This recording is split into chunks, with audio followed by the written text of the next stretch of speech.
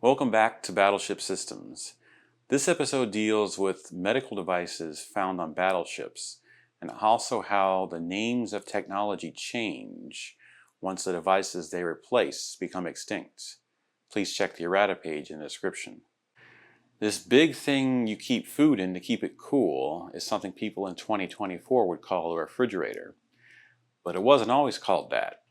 Before there were refrigerators, there were insulated boxes with compartments where you could put large blocks of ice, keeping the food compartment cold until your ice melts. These were called ice boxes.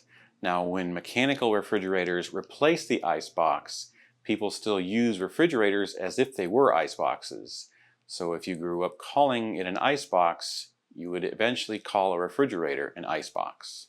If you call it a fridge, that's actually short for Frigidaire. Frigidaire was such a popular brand of refrigerators back in the early 1900s that the trademark still sticks to today. So I was searching through the archives the other day and I came across this picture. This is the surgical dressing room of the Battleship North Carolina, taken at New York Navy Yard just before the ship was sent to sea to try out its 5 and 16-inch guns. This picture really hits home with me because it's on the tour route and it has air conditioning equipment. But as you can see from the picture, that wasn't always the case. The air cooling unit was added later, along with the manifold. I know you guys are sick and tired of hearing me talk about air conditioning and refrigeration. Okay, so the picture also comes with a caption. The caption reads, "Surgical dressing room, looking forward, showing from left to right. Small operating table.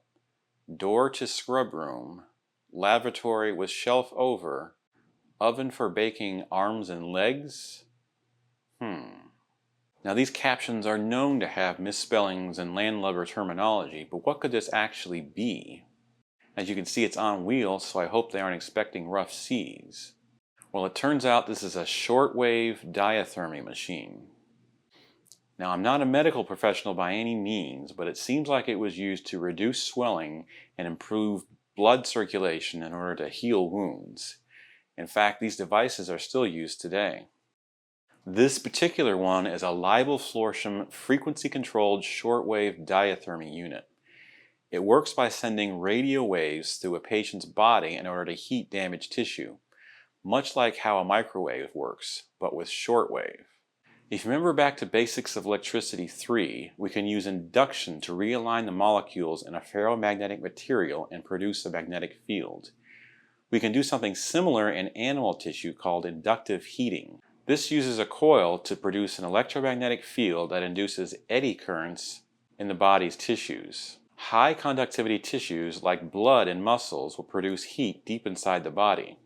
Now, why would someone call this an oven for baking arms and legs? Someone from H Division had to tell the photographer what this machine did, and they would have said something like, it was for baking arms and legs, which is true. It's what the machine does, or more specifically, what the machine it replaced did. The whole purpose of diathermy treatment is to heat up the area and improve circulation. Another way to do that is to bake it with a light source.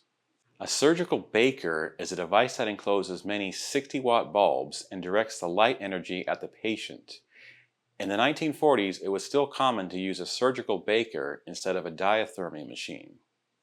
The semantic shift from bakers to diathermy happened long after light therapy went out of style. No doctor is going to recommend electric light baths in 2024. What are some nicknames you use regularly that might confuse people who watch this YouTube channel? Let us know in the comment section below, and don't forget to like and subscribe.